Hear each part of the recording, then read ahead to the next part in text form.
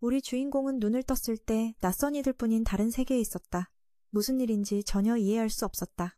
전날 술자리에서 발을 헛디뎌 넘어지며 머리를 박은 뒤 갑자기 로그아웃되고 새로운 몸으로 환생한 것이다. 거울을 보자마자 비명을 질렀는데 곧 한 노인이 나타나 리암이라 부르며 혼냈다. 그는 해밀턴 가문의 5째 아들이었다. 아무 유산도 받지 못했지만 예의는 지켜야 했다. 생일 파티에서 소리 지르는 바람에 하녀에게 꾸중을 들었다. 다행히 주인장이 기분이 좋아서 크게 혼나진 않았지만 그가 화나면 어떤 일이 벌어질지 상상도 안 됐다. 결국 그 집안에도 드디어 딸이 태어났다. 리암은 이 모든 게 꿈이라 믿고 싶었지만 다음날 아침에도 몸은 변함없었다. 어제 나는 죽었고 신이 새 삶을 허락했다는 사실을 받아들일 수밖에 없었다. 첫날 하녀에게 집안 사정을 묻기 시작했다. 귀족의 자식답게 그의 땅은 넓었지만 아버지의 야망은 멈추지 않았다. 브루노는 4번째 아들이자 형보다 1살 많았다. 그는 동생에게 만약 동생이 아름다운 딸로 성장해 왕족과 결혼한다면 가문의 위상이 확고해질 것이라 설득했다. 지금은 불안정한 시기여서 언제든 뒤집힐 수 있었다. 아버지와 장남 암브레비스는 미래를 위해 성공을 갈망했다. 나라에서 정한 법에 따르면 모든 귀족은 3대마다 반드시 성과를 내야 했다. 그렇지 않으면 신분을 잃게 된다. 시간이 촉박했다. 아버지가 장남에게 가업을 물려줄 때까지 아무 성과가 없으면 평민으로 전락하는 운명이었다. 리암은 알고 있는 척했지만 속으로는 이미 다 파악하고 있었다. 현재 브루노는 13살이었고 동생에게 미래를 생각하라며 재촉했다. 늦둥이인 그들이 딸이 아니면 성장 후에 고생할 수밖에 없었다. 그때 가정교사가 와서 두 형제에게 마법을 가르치기 시작했다. 리암은 매우 흥미로워했다. 집안 창고에는 마법 서적이 가득했지만 거의 아무도 성과를 내지 못해 공부는 형식적이었다. 성공 확률은 100명 중 1명 정도였다. 하지만 리암은 자신에게 마법 재능이 있다고 믿었다. 하녀에게 책이 있는 곳으로 데려가 달라고 부탁했다. 안으로 들어가자 정말 다양한 책들이 있었다. 한 권을 집어들고 살펴보니 마법은 생각보다 단순했다. 리암은 첫 시도에 손에 작은 불꽃을 만들어내며 기쁨에 겨웠다. 앞으로 마법으로 더 많은 기회를 얻을 수 있으리라 기대했다. 곧 아버지에게 책을 모두 꺼내달라고 요청했다. 아버지는 여전히 엄격했지만 허락했다. 리암은 그 사실에 약간 슬펐지만 자유롭게 마법을 쓸 수 있게 되어 위안을 얻었다. 그날 이후 밤마다 책을 읽으며 마법이 귀족 전용의 독점 무기임을 깨달았다.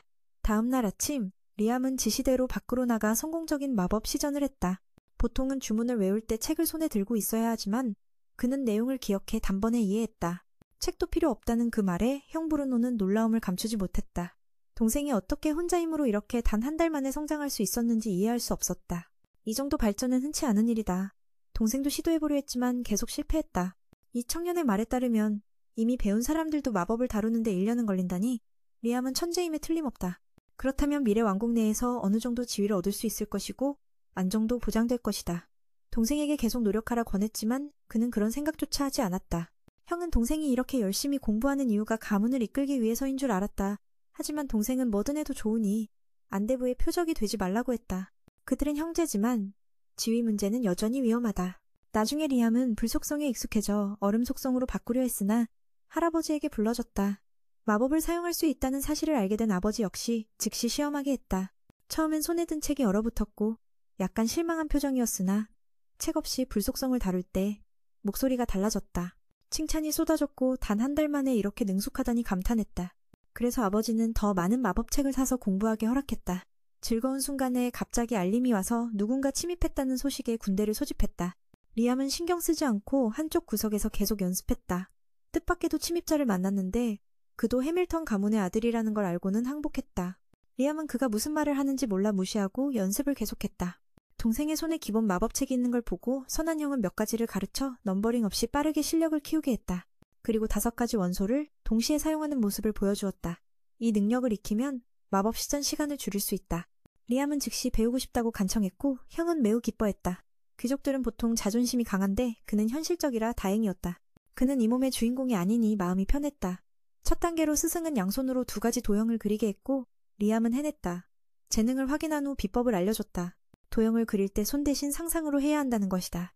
리암은 오른손과 왼손으로 서로 다른 마법을 동시에 시도했고 성공했다.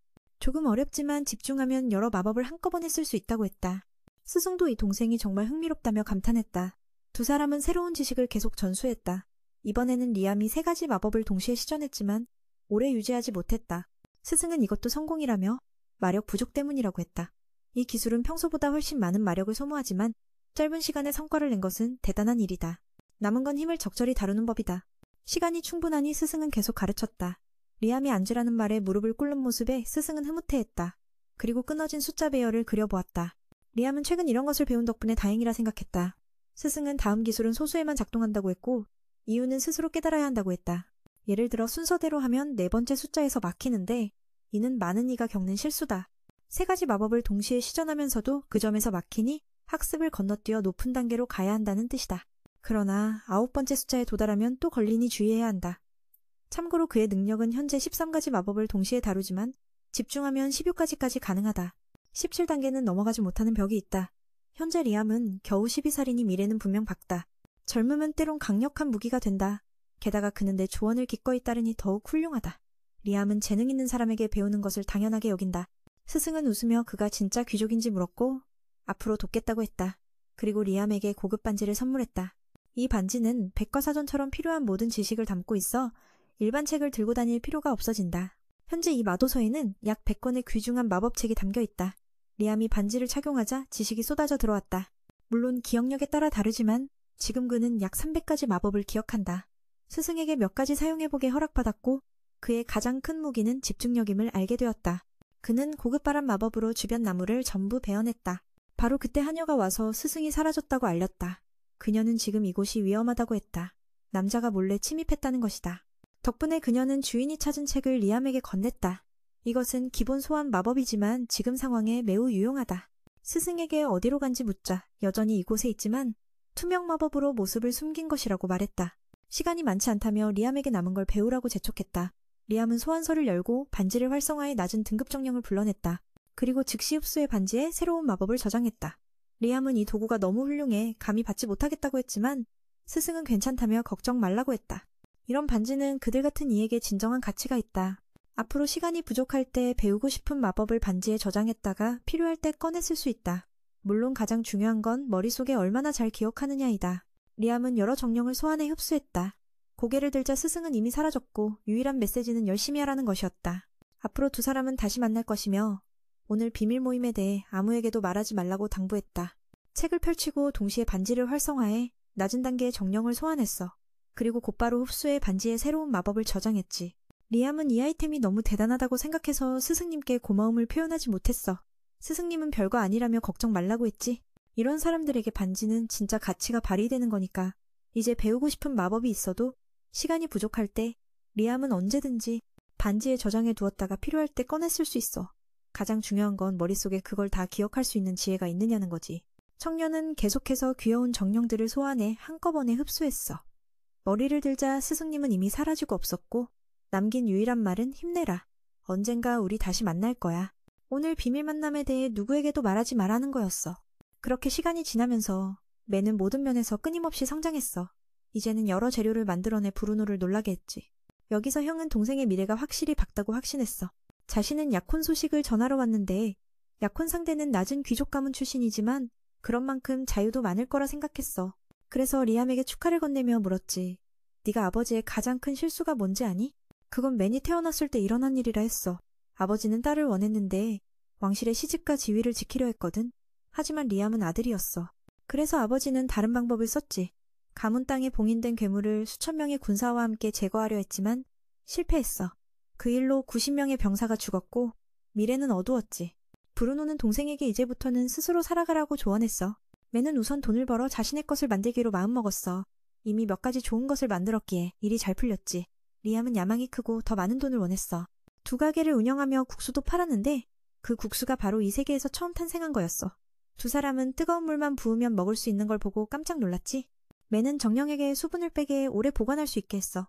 판매가 잘 될 줄 알았는데 가게에 가져갔더니 거절당했어. 이유는 매니 가문의 5째 아들이기 때문이었어. 가문에서는 첫째만 사업을 할 수 있었거든. 그 말을 듣고 그는 브레비스는 동생이 이렇게 크게 성장하는 것에 불만을 드러냈다. 라면 판매를 이루기 위해 그는 제품을 직접 팔기로 생각했다. 그렇게 하려면 대담하게 자신만의 분신을 만들었고 다행히도 그것은 잘 작동했다. 그래서 분신을 다른 지역에 보내 판매하게 했다. 양쪽 모두 비슷한 기술을 가지고 있어서 물품 교환이 매우 쉬웠다. 리암은 즉석라면을 만들어 분신에게 보내며 판매를 시작했다. 시간이 지나면서 그는 분신과 함께 직접 연습하기도 했다. 두 사람이 거의 비슷했기에 이 방법은 매우 효과적이었다. 그때 형 브레비스가 다가와 요즘 동생의 급성장에 대해 이야기했다. 집안 사람 모두가 이 문제에 대해 말하고 있었고 그는 자신의 입지가 위협받는 것 같아 직접 만나 상황을 탐색했다.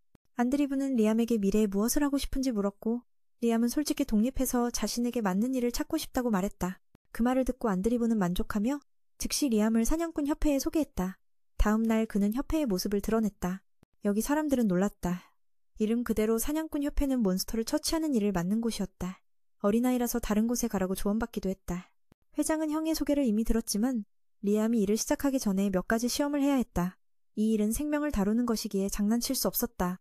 무엇보다도 리암은 귀족 출신이었기에 혹시 죽으면 큰일이었기 때문이다. 그는 자신 있는 마법 하나를 사용하라는 요구를 받았고 천천히 주문을 읽으라는 허락도 받았다. 그동안 리암은 주문을 외우는 데 익숙했지만 이번에는 이름만 말하면 되는 상황이었다. 현재 분신은 밖에서 독립적으로 활동 중이라 리암이 온전히 힘을 쓰지 못했다. 그래도 마법의 위력은 회장이 놀랄 만큼 강력했다. 그는 이런 게 몸에 맞으면 큰 위력이 나올 것 같다고 생각했다. 목격자들은 이 아이가 전혀 약하지 않다는 사실을 깨달았다. 이전에 본 적 없는 신비로운 마법이라 기술이 고급이라는 평가도 받았다. 게다가 한 여자아이도 리암에게 관심을 보였다. 회장은 리암의 실력을 더 이해한 후 비급부터 시작하게 허락했다. 큰일이 벌어졌음을 깨달았어. 아버지는 자신 있는 마법을 쓰게 했고 느리게 주문을 읽으라고도 했지. 잊어버릴까봐 걱정해서였어. 매는 평소엔 머릿속에 외워서 주문 이름만 부르면 됐거든. 지금 외부에 있는 분신은 독립적으로 움직이고 있어서 리암은 전력을 다할 수 없었어. 하지만 그가 쓴 마법은 회장과 비교해도 놀라울 정도였어. 그가 사람을 공격하면 아마도 즉사할 정도였지. 목격자들은 이 아이가 결코 약하지 않다는 걸 깨달았어. 지금까지 본 적 없는 환상적인 마법이었거든. 그걸 고급 기술로 여겼지. 게다가 한 소녀가 맨에게 꽤 관심을 보였어. 회장은 리암의 실력을 이해한 후 비급부터 시작하도록 허락했어. 그게 얼마나 대단한지 궁금하던 찰나 앞서 만난 그 소녀가 다가와 친해졌어. 그녀는 해밀턴 가문의 아스나라고 소개했지. 첫눈에 리암에게 반한 그녀는 함께 사냥팀을 꾸리자고 제안했어. 공격받는 일이 많아지기 전에 말이야. 맨은 조금 망설였지만 이런 사람을 좋아해서 바로 응했어. 그녀는 이미 이 일을 오래 해왔거든. 오랜 시간이 흘러쌓인 경험들이 이제 두 주인공을 더 강하게 만들었다. 두 사람은 함께 숲 가까이로 나아가 위험한 임무를 체험하기 시작했다. 아스나는 보통 A급 헌터만 특별 임무를 받는다고 설명했고 B급인 그들은 보이는 몬스터를 무조건 처리하는 방식을 택했다. 그러던 중 몇 마리의 사나운 늑대들이 눈앞에 나타났다. 아스나는 살기 어린 눈빛을 드러냈지만 뜻밖에도 포위당해 긴장했다. 리암은 자신이 다 처리하겠다고 물었고 아스나는 흔쾌히 동의했다. 그는 수많은 정령을 소환해 늑대들에게 퍼부었다. 늑대들은 점점 커지던 위협 수치가 0으로 떨어지면서 무력해졌다.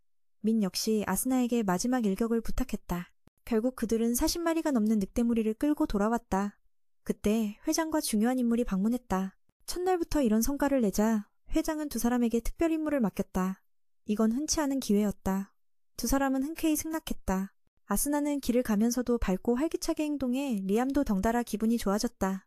그녀는 모두가 자신들을 주목하고 있다고 말하며 앞으로 등급 상승이 수월해질 것이라 믿었다. 또한 곧 중요한 손님이 방문할 예정이라 몬스터를 먼저 처리해야 한다고 알렸다. 그래서 길드가 먼저 몬스터를 처치하라고 맡긴 것이었다. 만약 몬스터가 공격하면 큰일이니까 딱 보기에도 그 벌레는 짧고 굵은 몸통에 아스나는 이런 종류를 별로 좋아하지 않았다. 이런 생명체들은 강력한 마석을 지니고 있어 때론 마법도 쓴다. 보통 A급 헌터만이 직접 대적하지만 민의 기술은 그 이상이라 두려워하지 않았다. 오늘은 복제본을 쓰지 않아 전력을 다할 수 있었다. 하지만 몬스터와 맞닥뜨리자 둘 다 너무 강해 도망칠 수밖에 없었다. 단단한 외피는 마법도 막아내어 가시리의 공격도 통하지 않았다. 아스나는 데미지를 줄 수 있었지만 힘이 부족했다. 임무를 받았는데 실패에 속상했다. 지금 하늘에서 운석이라도 떨어져서 저 생물을 때려주면 좋겠는데 리암은 좋은 아이디어가 떠올라 동료에게 시간을 벌어달라 부탁했다. 준비가 끝나고 아스나는 미끼 역할을 하며 몬스터를 유인했다. 그 순간 리암은 자신의 무기를 전력으로 발동해 거대한 산처럼 생긴 공격을 퍼부어 벌레를 눌러버렸다. 아스나는 그 광경에 입을 다물지 못했다. 리암의 기술이 이렇게 대단할 줄 몰랐다. 그들은 두 마리나 잡아 돌아왔고 회장은 어떻게 했는지 물었다. 한 여성은 기분 좋게 중요한 분이 곧 오신다고 말했다. 그 생물이 나타나면 재앙이 될 것이라며 보상을 더 달라고 요구했다. 회장은 당연히 이해해서 보수를 5배나 올려주었고 리암은 기뻐했다. 며칠 후 고귀한 귀족이 도시를 방문했다. 형과 아버지도 함께 맞이했다. 안드리브는 동생의 공적 소식을 듣고 음흉하게 웃었다. 아스나는 직설적으로 바보처럼 생겼다고 말해 그를 당황하게 했다. 혈육이라도 늦게 태어난 자식들은 골칫거리일 뿐이었다. 귀족 남자가 마차에서 내려 리암에게 관심을 보였다. 아스나는 기뻐하며 이젠 우리도 세계에서 더 성장할 수 있다고 생각했다. 다음 날 리암은 따로 불려가 잼이라는 이와 만났다. 그는 황금반지 맨델에 대해 잘 알고 있었다. 리암과 두아문 사이 관계가 무엇인지 물었고 리암은 혼란스러웠지만 스승을 말하는 걸 알았다. 잼은 두아문을 죽이고 반지를 훔쳤냐고 묻자 리암은 격분해 그분은 내 스승이고 첫 선물이었다고 답했다. 잼은 그의 성격상 그런 짓을 할 리 없다고 믿었다. 이야기를 들으며 그는 흐뭇해했다. 리암은 자신이 스승의 제자임을 밝히며 현재 자신의 힘이 어느 정도인지 보여주길 원했다. 경비원도 있어 전력을 다해 싸웠고 약간은 A급 헌터에 맞먹는 힘을 발휘했다. 그러나 마법 공격은 막기 어려웠다. 리암은 과거 스승에게 배운 고등 주문을 떠올렸다. 그 덕분에 마력량이 증가해 여러 마법을 동시에 쓸 수 있게 됐다. 보통은 7단계에서 멈추지만 그의 상상력과 마음이 뛰어나 11단계까지 도약했다. 잼은 매우 만족했다. 스승마다 다르지만 다중기술을 사용하는 건 대단한 일이다. 그래서 두아문이 반지를 준 이유도 이해가 갔다. 그는 리암을 젊은 기사로 임명해 안드리브의 위협에서 보호했다. 이제부터 가족과 함께 살 수 있었다. 다음날 리암은 정식으로 기사 칭호를 받았다. 잼은 이를 가족에게 알렸지만 아버지는 만족하지 않았다. 아버지는 아들의 힘을 더 쓰길 바랐기에 여전히 다른 방법으로 지위를 지켜야 했다. 잼은 안타까워하며 두아문에 관한 질문을 이어갔다. 스승이 장난꾸러기인지 최근에 괴롭힘을 당했는지 물었다. 리암은 훈련 중에 스승이 보낸 메시지를 받았다고 했다. 스승은 미래에 그가 이곳에 와서 수련할 걸 예견해 선물을 준비했다. 호수에서 물을 빼내자 황금먼지가 100kg이나 발견됐다. 이 많은 황금을 모을 수 있는 사람은 리암뿐이라 안심했다. 이건 졸업 선물이기도 했다. 잼은 100kg 황금에 대해 해석을 요구했다. 바쁘다 보니 아직 해결하지 못했다. 잼은 그 황금먼지가 은유일 뿐이며 진짜 졸업 선물은 훨씬 대단하다고 말했다. 마법을 쓰는 사람이 제자에게 100kg 황금을 주는 일은 있을 수 없다는 것이다. 현재 그 선물은 비밀에 붙여져 리암이 직접 찾아야 했다. 리암은 집 근처 호수로 돌아가 다시 물을 빼냈지만 특별한 건 없었다. 스승의 힌트를 생각하며 황금 먼지를 물에서 걸러내야 한다고 깨달았다. 이미 마법 도구 사용에 익숙해 이 작업은 쉬웠다. 100kg 황금 먼지가 호수 바닥에 쌓이자 특별한 봉인이 열리고 비밀 통로가 나타났다. 만약 누군가 힌트를 안 줬다면 평생 못 풀었을 것이다. 그 안에는 두아문조차 사용할 수 없는 무한 등급 마법서가 있었다. 스승은 제자가 이를 넘어설 수 있길 바랐다. 며칠 동안 밤마다 몇 시간씩 연구했지만 아직 성공하지 못했다. 마음속으론 시간이 많으니 서두를 필요가 없다고 다짐했다. 책에 적힌 각 단계를 천천히 따라가면 된다고 생각했다. 노력 끝에 그는 다른 차원의 방을 만들어냈다. 방 크기는 그의 기술 수준에 달려 있었다. 그는 밤마다 몇 시간씩 연구에 몰두했다. 하지만 아직 한 번도 성공하지 못했다. 마음속에선 아직 시간이 많으니 서두를 필요 없다고 생각하며 책에 적힌 단계별 방법을 천천히 따라가기로 했다. 그리고 그의 노력 덕분에 마침내 다른 차원의 방을 만들어냈다. 이 방의 크기는 사용자의 기술과 마력에 따라 달라진다. 현재 이 방은 넓진 않지만 리암이 상상력을 키우며 비밀기지로 삼기엔 충분했다. 앞으로 아수나와 계속 함께할 그날들을 위해 오늘 그들이 마주한 괴물은 꽤 강력했고 다양한 마법을 구사했다. 더군다나 그 몸은 정령계 불속성의 면역이라 쉽게 상대할 수 없었다. 괴물이 마지막 기술을 쓰려 할 때 리암은 시간을 멈추는 방을 열어 아스나를 숨겼다. 덕분에 공격을 피할 수 있었다. 결국 괴물은 쓰러졌고 그들은 거대한 개구리 안에 있던 마법석을 손에 넣었다. 이 임무는 A급 난이도라 기대했지만 모든 공은 리암의 몫이었다. 아스나는 자신의 약함에 조금 속상해했다. 하지만 이 아저씨는 그녀가 짧은 시간 안에 강해지도록 리암과 계약을 맺는 방법을 생각해냈다. 이 계약으로 아스나는 능력치를 올릴 수 있다. 이곳에서는 전투 시 이점을 얻기 위해 흔히 하는 방식이다. 아스나는 리암이 이상한 짓을 하지 않을 걸 알기에 계약을 받아들였고 실제로 리암이 원해도 그녀가 거부할 수 있다. 그는 아스나를 좋아하기에 동의했다. 길드장도 두 사람의 관계를 공식적으로 인정하며 계약을 마쳤다. 결과는 아스나는 크게 강해졌고 외모도 한층 매력적으로 변했다. 이 마법의 위력에 감탄한 리암은 더 알아보고 싶었지만 누구에게 부탁해야 할지 몰랐다. 아스나는 그를 데리고 항상 도와주는 조디를 만났다. 상황을 들은 그녀는 리암과의 계약에 동의했다. 조디는 오랜 사냥꾼이다. 아스나는 팀을 꾸리면 좋을 거라 생각했다. 계약 완료 후 그녀는 몇 살 어려진 것처럼 보여 길드 사람들을 놀라게 했다. 두 소녀는 계약 후 특별한 스킬을 얻었다.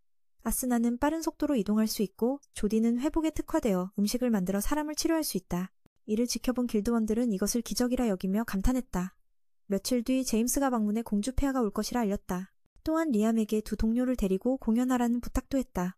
최근 모든 소식이 스칼렛에게 전해져 그녀가 리암에게 관심을 갖고 있었다. 하지만 리암은 단호히 거절해 스칼렛을 놀라게 했다. 이유는 단순했다. 그는 아스나와 조디를 친구로 여기며 그들을 공주의 구경거리로 만들지 않겠다고 했다. 심지어 상대가 공주라도 말이다.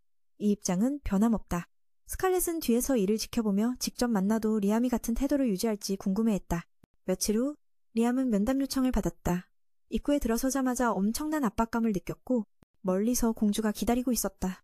그는 예를 갖추어 인사하고 바로 자리에 앉았다. 오늘의 주제는 그가 어떻게 거대 개구리와 식인 곤충을 이겼는지에 대한 것이었다. 이 질문은 리암에게 쉽기에 안도의 한숨을 내쉬었다. 전 과정을 설명하자 스칼렛은 매우 흥분했다. 고급 마법 없이 거대 개구리를 이긴 사람은 처음이라며 감탄했다. 그 일은 잠시 접고 공주는 그의 두 동료와 계약에 관해 알고 싶어 했다. 리암은 단호히 자신의 입장을 고수하며 몰래 보여주지 말라니 이 아줌마는 줄곧 권위를 내세워 나를 압박하는구나. 분명 무슨 음모가 있을 거라 생각해서 리암은 단호히 거절했다. 스칼렛은 무섭게 얼굴을 찌푸리며 다시 묻는다. 내 말을 거역할 셈이냐고. 리암은 고개도 돌리지 않고 대답했다. 친구들 앞에서 함부로 장난칠 수는 없어요. 이 선원의 공주님도 칭찬하며 환하게 웃는다. 젊은이가 정말 흥미롭다고. 얼마 전에는 하녀로 변장하는 것만으로도 즐거웠는데 이렇게 직접 대화하니 더욱 재미있다고. 그래서 그는 남작 칭호를 받았다. 리암은 놀라며 묻는다. 뭘 한 것도 없는데? 스칼렛은 웃음을 참으며 말한다.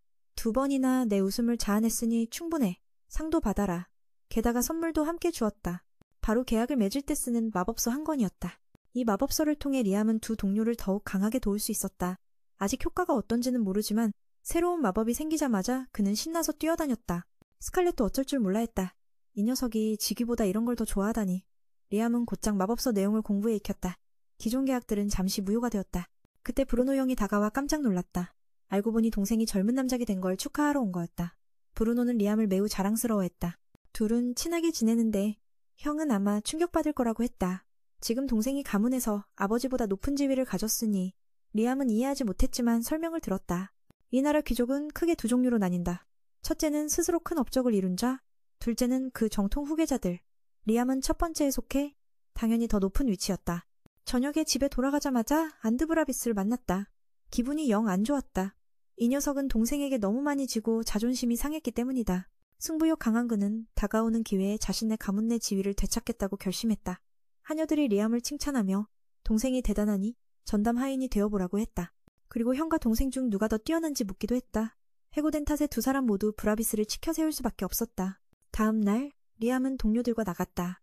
계약 이후 매일 아스나와 조디가 주목받았다. 순수하고 맑은 아줌마와 사랑스러운 조카가 함께 주인님이라 부르니 리암은 쑥스러웠다. 조디가 우리는 계약했으니 그렇게 부르는 게 맞다고 했지만 리암은 그냥 이름 부르라 했다. 아스나는 요즘 친구가 훨씬 차분해지고 믿음직스러워졌다며 둘의 친밀함 덕분이라고 생각했다. 그들의 애정 표현을 본 주변인들은 총알 같은 시선을 젊은 남작에게 보냈다. 이를 알아차린 그는 그들에게 오랫동안 팀을 꾸려 함께할 생각이 확실한지 물었다. 아스나와 아줌마는 당연히 그렇다고 답했다. 리암은 기뻐하며 두 동료와 악수하고 함께 사냥을 나섰다. 오늘 임무는 사나운 늑대떼를 없애는 것. 조디는 저격수라 팀의 전투 스타일은 다양했다. 두 사람은 서로를 잘 이해했다. 한 명은 쏘고 다른 한 명은 베어 늑대들을 쉽게 제압했다. 아스나는 속도가 크게 향상됐고 아줌마는 보통 사람보다 훨씬 좋은 시력을 가졌다. 저격수 조디에게는 눈이 매우 중요하다. 예를 들어 먼 거리에서 쏘려면 적을 제대로 발견할 수 있어야 한다.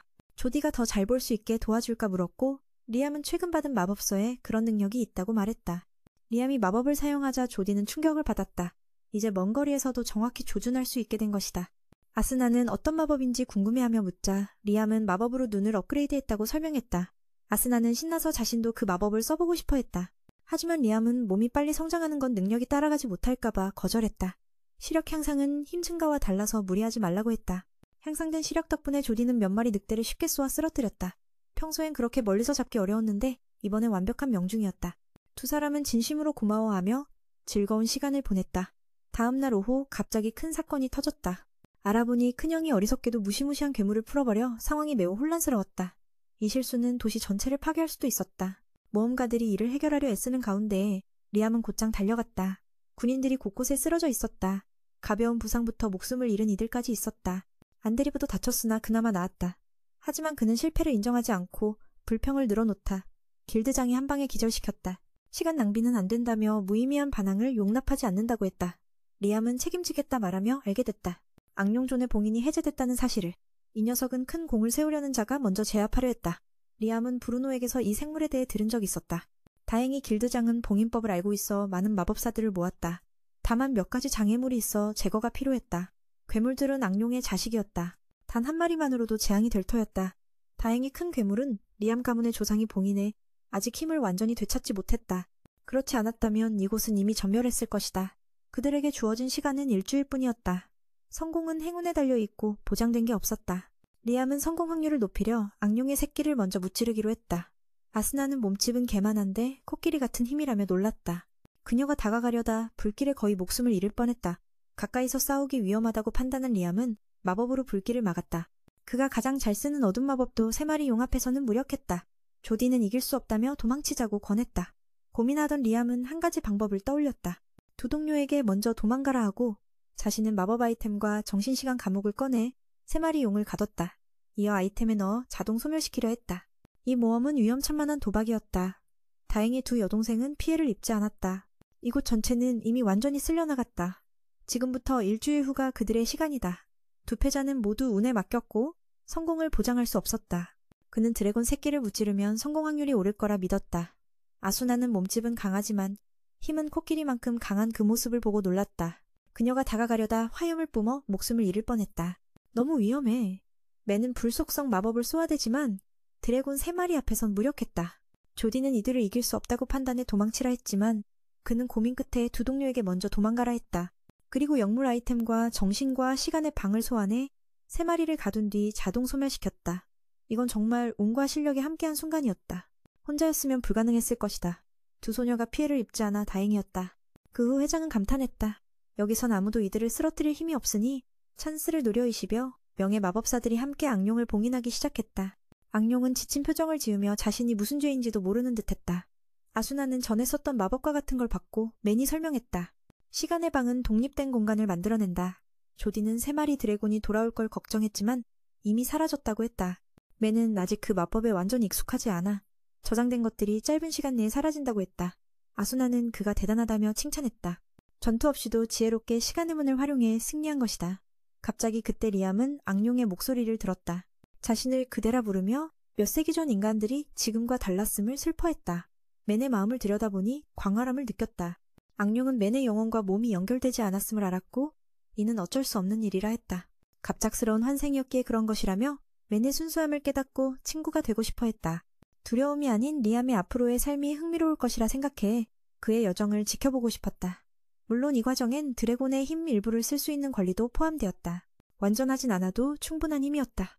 이 생명체는 단순하지 않았습니다. 상대의 내면을 직시할 수 있었고 순수함을 알았기에 친구가 되고 싶어 했습니다. 단지 봉인될까 두려워서가 아니라 리암의 앞으로의 삶이 매우 흥미로울 것 같아 그 여정을 지켜보고 싶었기 때문입니다. 물론 이 일은 용력 사용 권한과 함께 했습니다. 전부는 아니지만 충분히 꿈을 이루게 도와줄 정도였죠. 그 말을 듣고 리암은 친구의 힘을 빌리기로 동의했습니다. 서로 적대감을 느끼지 않았기 때문입니다. 이 일은 스승과의 뜻밖의 만남도 떠올리게 했습니다. 계약이 성립된 후 그는 잠시 리암의 영혼을 빌려 아스나에게 들어가 매의 손길에 대해 경고했습니다. 알고 보니 그도 신령의 인장을 얻었고 용력을 보조마법에 쓸 수 있었습니다. 모두가 충격에 빠졌고 가장 논란 이는 아마 리암일 겁니다. 이제 그는 주문 없이도 마법을 쏟아낼 수 있었습니다. 하지만 용력을 너무 많이 쓰면 주변에 영향이 있었고 조는 안에서 젊은이를 도와 필요 없을 때 끄도록 지도했습니다. 다행히 두 동료는 계약 덕분에 영향을 받지 않았습니다. 주최 측은 위협을 제거한 일에 높이 평가했지만 그 힘을 조심하라 경고했습니다. 당연히 그는 이 일이 얼마나 심각한지 이해했습니다. 우선 10kg 금을 피해자들에게 보상했습니다. 그 말을 들은 회장은 매우 기뻐하며 할 말을 잃었습니다. 그날 밤 부자 둘은 대화를 나눴습니다. 먼저 아들이 재앙을 맞고 라비드의 혼란을 정리한 것을 고마워했습니다. 현재 그는 아버지에게 감금당해 집 밖에 나가지 못하는 상황이었습니다. 그는 형이 상속권을 뺏길까 걱정했습니다. 이미 싸움이 있었으니 그러면 완전한 학살이 될 테니까요. 아버지는 제이가 아직 살아있어 리암이 큰 공을 세워 칭찬받을 거라 기뻐했습니다. 그는 책임감을 느껴 형의 방으로 갔지만 그의 말을 듣고는 들어가지 못했습니다. 사실 그는 가문을 지키고 싶었지만 넘겨질까 두려워 무모한 행동을 했던 것입니다. 다음날 갑자기 람은 새로운 마법을 꿈꾸었고 곧장 숲으로 달려가 시험했습니다. 저녁까지 노력한 끝에 작은 용을 소환하는 데 성공했습니다. 그것은 존의 미니 버전 같았지만 그는 그 동생이 매우 강하다는 것을 알고 있었습니다. 스칼렛은 우연히 그 장면을 보고 이것을 성스러운 마법이라 부르며 충격받았습니다. 전설 속에만 존재하는 것이었으니까요. 그녀가 왜 왔냐 묻자 그는 백작이 된 매에게 상을 주려 한다고 했습니다. 더 높은 칭호를 주기 어려워 이번엔 스칼렛이 매에게 3급 봉황훈장을 수여하기로 했습니다. 또한 이 영웅에 대해 국민에게 알리고 싶어 했습니다. 공주도 매가 어떻게 악룡을 이겼는지 알고 싶어 했고 그는 웃으며 자신이 어떻게 그를 쓰러뜨렸는지 이야기했습니다. 악룡에게 영혼을 빌려준 것도 성스러운 마법도 아직 완전히 결론 내릴 수 없었기에 스칼렛은 이 대화를 비밀로 해줄 것을 부탁했습니다. 다음날 아침 확실히 하기 위해 그녀가 집까지 영 금화를 보내 입막음을 시켰다. 기쁨인지 슬픔인지 알 수 없지만 준 건 받기로 했다. 롬경도 지행맨을 찾아가 그가 TH 리암의 마법을 썼다는 사실을 이야기했다.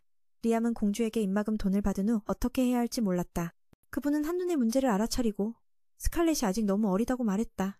그렇게 막대한 돈을 주는 것은 용을 쓰러뜨린 것이 대단한 업적이며 앞으로 세대 더 귀족의 명성을 유지할 수 있다는 뜻이었다. 보통 스칼렛은 이 사실을 왕에게 보고하러 수도로 돌아가야 하지만 즐거움에 빠져 여기 머무르려 했던 것이다. 그래서 롬경은 리암이 무언가를 숨기고 있다고 추측했다. 전해진 소식에 따르면 악룡의 모습은 거대했고 빛이 되어 몸속으로 들어갔다. 거기서 더 이상 숨길 수 없었고 리암은 몇 가지 성스러운 마법을 익혔다고 인정했다. 롬경도 직접 보고 싶어 했고 리암은 3가지 성스러운 마법을 보여주었다. 이제 그는 모든 이상, 상태, 독, 그리고 돌변 능력까지 제거할 수 있게 되었다. 역시 성스러운 마법은 신의 힘이라 불릴만 했다. 그는 롬경에게 삼룡 전쟁에 대해 들어본 적 있냐고 물었고 리암은 아무것도 몰랐다. 그래서 설명을 들었다. 옛날에 3마리 용이 싸웠고 그중 1마리가 승리했다. 전설에 따르면 2용을 쓰러뜨리려면 성스러운 마법이 필요했고 승리한 용은 한 소녀와 힘을 합쳐 새로운 왕국을 만들었다. 그리고 그 왕국이 바로 리암이 서 있는 이 땅이었다. 롬경은 맨에게 용이 인간과 손을 잡은 것에 대해 어떻게 생각하냐고 물었고 그는 아마 둘이 사랑해서 그런 것 같다고 추측했다. 하지만 실제로는 전혀 달랐다. 중요한 건 리암 자신도 이미 용과 하나가 된 것 아니냐는 점이었다. 롬경은 자신이 바로 전설에 언급된 존재일 가능성이 크다고 생각했다. 맨이 이 왕국의 탄생 전설을 재현하고 있는 셈이었다. 그렇기에 2가지 큰 문제가 생겼다. 롬경은 맨의 가문, 특히 아버지 해밀턴 가문이 악룡을 봉인한 공로로 귀족 자기를 받았는데 만약 맨 속 생명체가 이 왕국의 창조자라면 롬경 자신이 그들의 조상이 될 수도 있었다. 이 사실이 왕에게 알려지면 맨의 가문은 모든 자기를 박탈당할 것이고 최악의 경우 수백 년간 쌓아온 모든 것이 무너질 수 있었다. 리암은 형이 가족을 지키려 필사적으로 노력한 걸 알고 있어 두려웠다. 2번째 문제는 악룡으로 몰린 용이 반란을 일으킬 위험이었다. 수십 년을 감금당한 용이 분노하지 않는다면 이상한 일이었다. 이 문제를 해결하기 위해 맨은 듀온과 이야기를 나누었고 듀온은 문제를 일으키지 않을 것이라 약속했다. 인간 기준으로도 믿을 만한 친구였기에 리암도 안심했다. 듀온은 반란 대신 자신의 삶에만 관심이 있었다. 이 말을 들은 롬경은 맨을 왕국의 구세주로 여기며 안심했다. 이건 결코 과장이 아니었다. 그래서 그는 맨이 돌아가는 길에 전력을 다해 돕기로 했다. 맨은 새로 배운 마법을 시험하러 가던 중 아스나와 조디를 만났다. 2 사람은 급한 표정으로 맨을 다른 곳으로 데려갔다. 리암을 본 사람들이 달려왔지만 대화를 위해 막혔다. 악룡을 쓰러뜨렸다는 소식이 퍼지자 많은 모험가가 팀에 가입하고 싶어 했다. 이들은 리암의 성공을 발판 삼아 성장하고 싶어 했다. 집으로 돌아온 그는 또 다른 놀라움을 겪었다. 미래의 아내 후보로 소개받을 요청이 폭주한 것이다. 예상은 했지만 이렇게 많을 줄은 몰랐다. 브루노조차 신부 측 집안으로부터 친척 사진을 받아 동생에게 선택하라고 했다. 리암은 맨이 무슨 짓을 했냐며 물었지만 그는 단지 악룡을 이긴 것뿐이라 답했다. 브루노는 믿지 않았다. 뭔가 숨기는 게 분명하다고 생각했다. 현재 많은 귀족이 맨에 대해 더 알고 싶어 했다. 유명해지는 것은 분명 즐겁지만 동시에 많은 골칫거리도 따라왔다. 곧 리암은 2명의 아름다운 여성과 함께 방을 구경하러 갔다. 아스나는 매우 기대에 차 있었다. 방 안에는 작은 집 한 채가 있었고 조디는 이 공간이 위기 시 은신처로만 쓰인다고 생각했다. 그런데 리암은 이곳을 그들의 근거지로 만들었다. 그리고 이전보다 강해져 공간도 크게 넓어졌다. 친구는 공간이 사라질까 걱정했지만 숙련되면 물건도 그대로 유지된다고 했다. 집안 모든 것이 훌륭했지만 아쉽게도 낮과 밤이 없었다. 리암은 이 점을 생각하지 못했다. 그래서 정령을 소환해 어둠으로 덮을 수 있는지 시도했다. 낮은 등급 정령이었지만 공간 전체를 어둠으로 감쌌다. 불을 켜야만 보일 정도로 칠흑같이 어두웠다. 진짜 밤처럼 느껴지지는 않았지만 그래도 효과는 있었다. 조디는 조카에게 좀 더 부드럽게 변할 수 없냐고 물었지만 별 수 없었다. 중급 정령이라면 가능했기에 리암은 정령들과 계약해 기술을 강화하기로 했다. 진화 후 정령들은 말을 할 줄 알게 되었고 밤 환경도 외부와 비슷해졌다. 정령들은 주인에게 감사하며 최선을 다하겠다고 약속했다.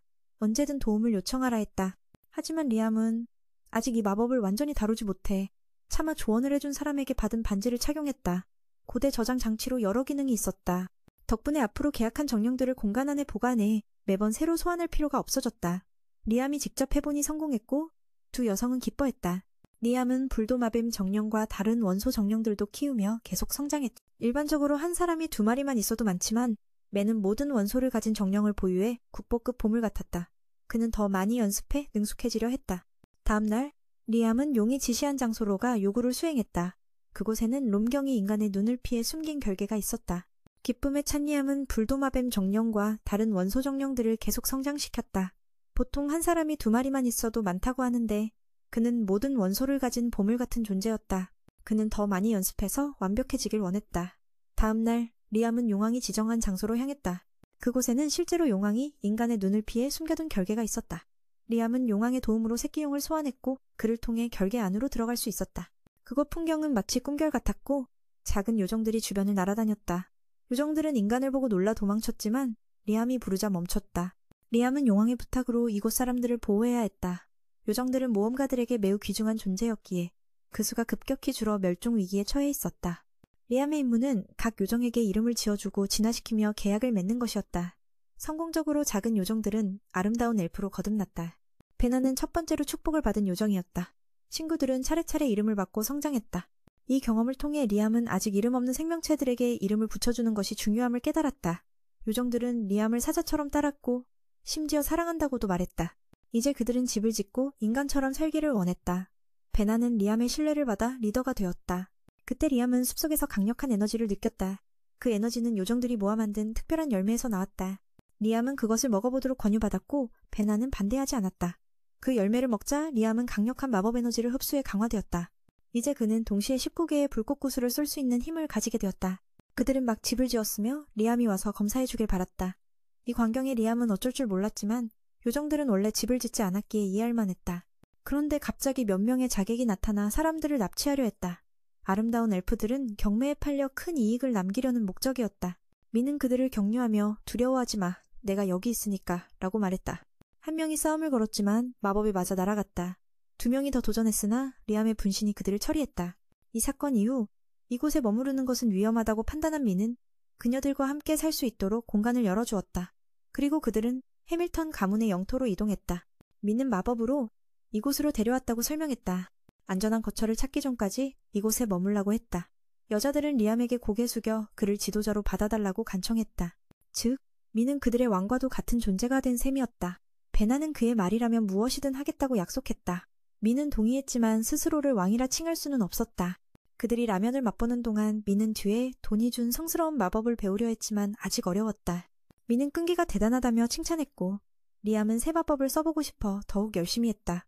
며칠 후 그는 모든 이들을 모아 순간이동을 시도했다. 이미 분신을 보내 정찰했기에 가능한 일이었다. 여기서 미네 땅까지 거리는 약 100km였다. 이곳은 듀의 돈이 봉인한 땅으로 아무도 몰랐던 곳이었다. 듀의 돈은 민에게 이 봉인을 푸는 방법도 가르쳐 주었다. 이제 이곳이 모두의 집이 될 터였다. 왜 듀의 돈이 이 땅을 지켰는지는 말하지 않았다. 생존을 위해 물이 필요했고 리암은 물의 정령 윈딘을 불러 도와달라고 부탁했다. 윈딘은 진화 후 깨끗한 물을 찾아냈고 마음껏 사용할 수 있었다. 다음으로 필요한 것은 건축 지식이었다. 여유 시간에 리암은 짧은 순간 이동 마법도 연습했다. 예전 같으면 시전 시간이 길었겠지만 이제는 연속으로 빠르게 쓸 수 있었다. 리암은 3마리의 작은 용을 불러 여자들을 지키게 했다. 집에 돌아왔을 때 갑자기 공주가 방문했다. 그녀는 민 안에 있는 용에 대해 물으며 약속의 땅에 대해 들어본 적이 있는지 물었다. 민은 솔직히 봉인된 땅밖에 모른다고 대답했다. 공주는 스칼렛을 데리고 그곳을 보러 갔다. 또한 자신을 위해 기술자를 찾아 집을 짓기 준비를 했다. 민은 분신을 만들어 뛰어난 재능을 가진 부하를 쉽게 얻었다. 현장에 도착한 그녀는 눈앞 광경에 충격을 받았다. 그녀는 드래곤님께 이곳이 기록에 있는 약속의 땅인지 물었지만 레도는 약속은 하지 않는다고 말했다. 스칼렛이 인류의 멸망에 대해 이야기한다. 인류는 멸종에서 구원받아 천국으로 초대될 것이라는데 그 천국이 바로 이 땅임을 의미한다. 그리고 매에는 이미 그곳의 주인이 되었다. 왕가가 이 땅과 관련된 열쇠를 가지고 있는데 용의 힘과 연결되자 갑자기 땅이 떠오르기 시작한다. 이것이 바로 이 땅을 공중에 띄우는 열쇠임을 암시한다. 스칼렛은 갑자기 무릎을 꿇고 리암에게 간절히 부탁한다. 여기에 새로운 나라를 만들어주세요. 미래의 외부 인류가 멸망할 때 여기가 그들의 피난처가 될 테니까요. 스칼렛 자신도 이 땅의 주인에게 충성을 맹세하지만 매에는 그 의미를 완전히 이해하지 못한다. 며칠 후 골락 엔지니어의 지시를 따라 모두가 각자의 꿈의 집을 짓기 시작한다. 한편 리암은 야생동물을 쫓아내느라 바쁘다. 이 동물들이 이곳을 공격하지 못하도록. 스칼렛은 리암이 마법을 쓰는 모습을 보며 깊은 감탄을 금치 못한다. 그리고 자신이 왕국으로 돌아가는 게 낫지 않겠냐? 묻지만 리암은 거절한다. 나를 주인이라 부를 필요 없다.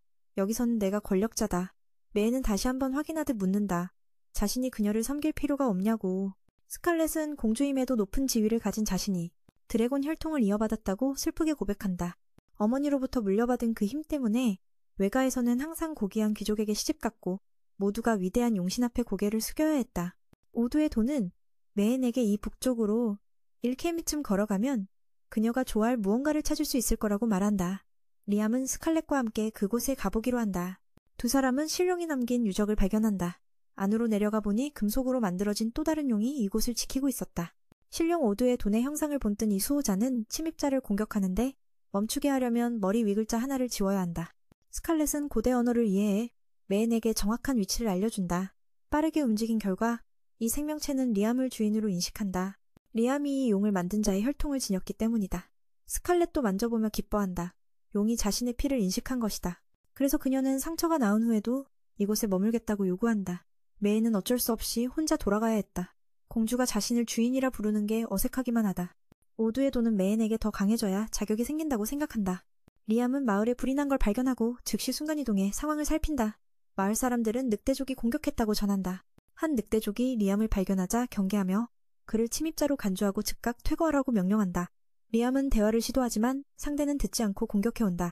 결국 리암은 그들을 약화시키고 진정시키려 노력한다. 그는 작은 용을 불러내고 알고 보니 늑대족 모두가 신룡의 은혜로 이 땅에 살고 있었다. 그래서 이곳을 보호하고 있었던 것이다. 매엔 일행이 허락 없이 이 땅에 들어와 공격받은 것이었다. 리암은 늑대족에게 화해를 권하고 이 땅을 수호하는 신룡 오두의 돈의 보호를 받는 존재임을 설명한다. 늑대족은 성급했던 것을 사과한다. 모두가 신룡을 섬기는 자들임을 확인한 후 매에는 모두에게 계약을 제안한다.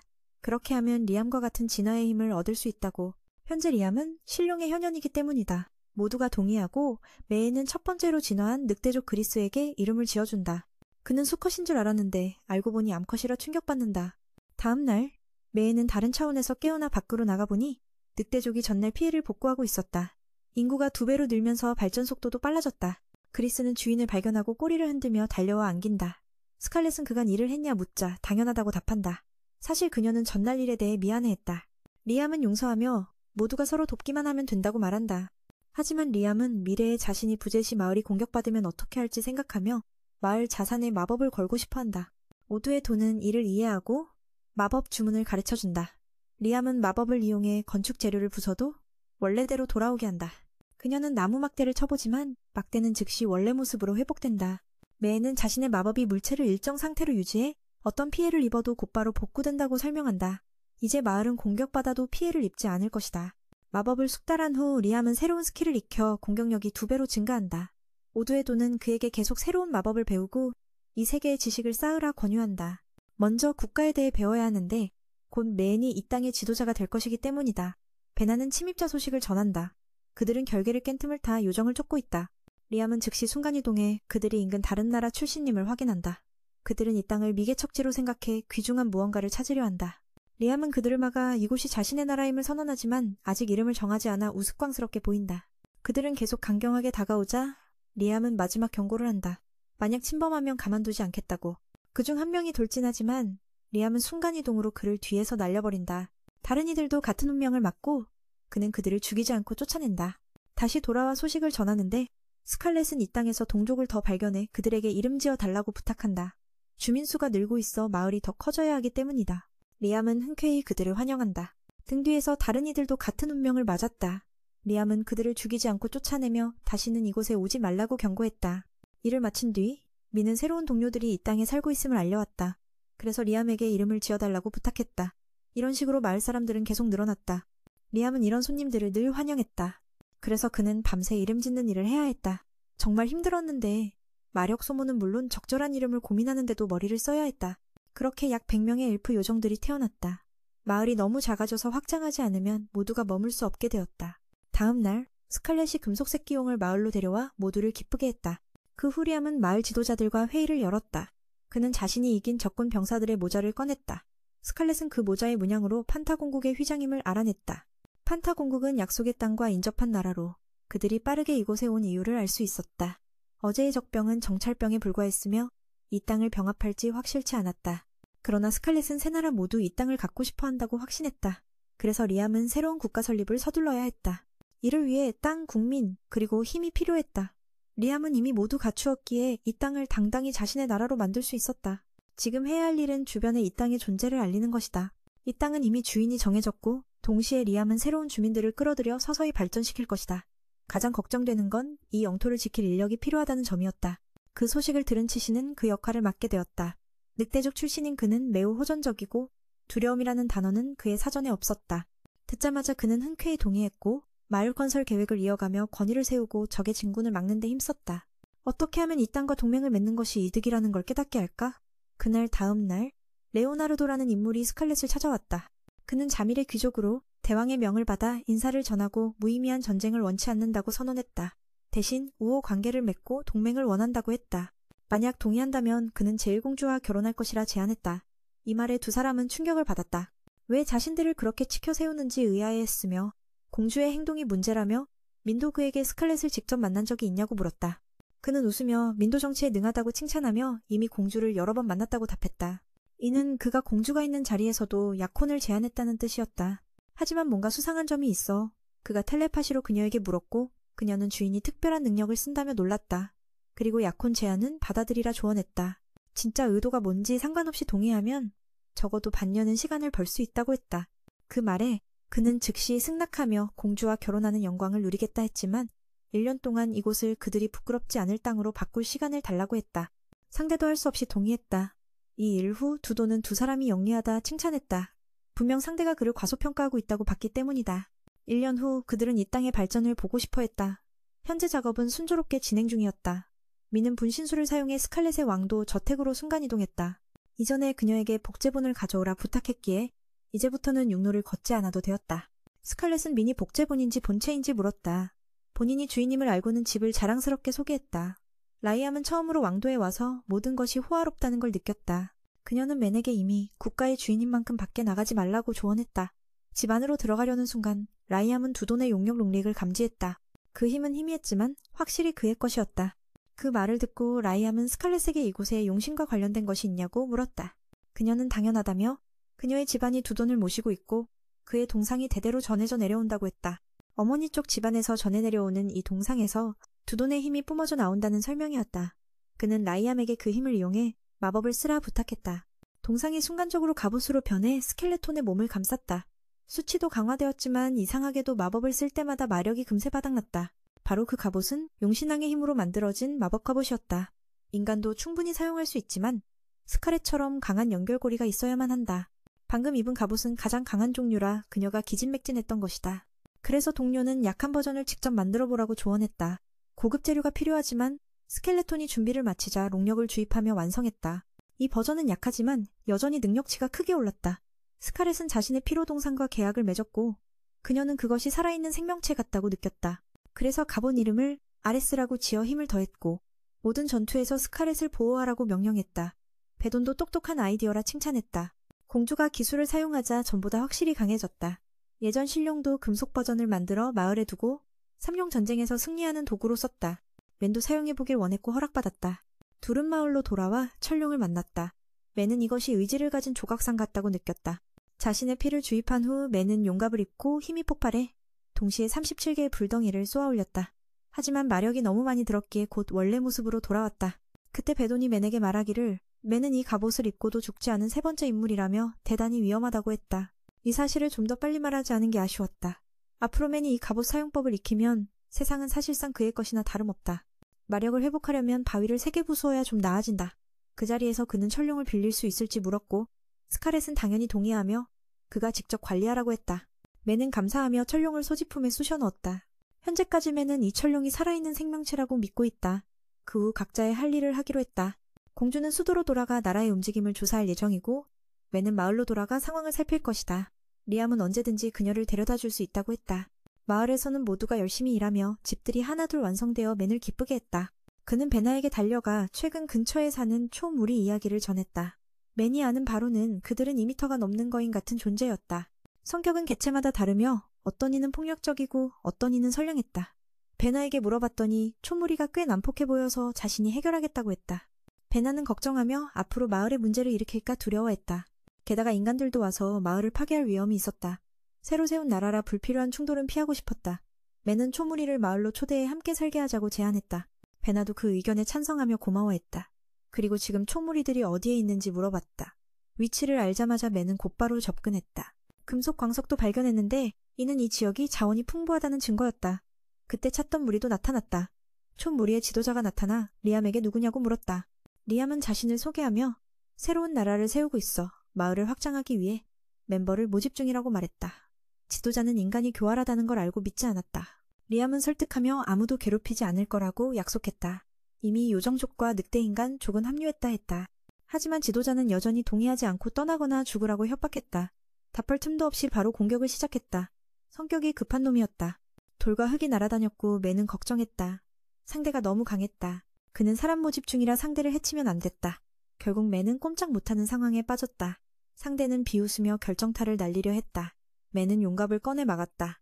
덕분에 맞았지만 몸은 멀쩡했다. 거인은 맨이 상처 하나 없는 걸 보고 놀랐다. 맨은 사용에 익숙해졌다는 사실에 기뻤지만 오래 쓰기엔 아직 무리라 갑옷을 다시 넣었다. 공격을 피하는 것뿐 아니라 뒤쪽 거주민도 도왔다.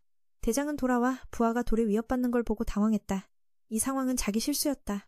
맨은 상대를 꾸짖으며 분노에 휩싸여 친구들을 해칠 뻔했다고 말했다.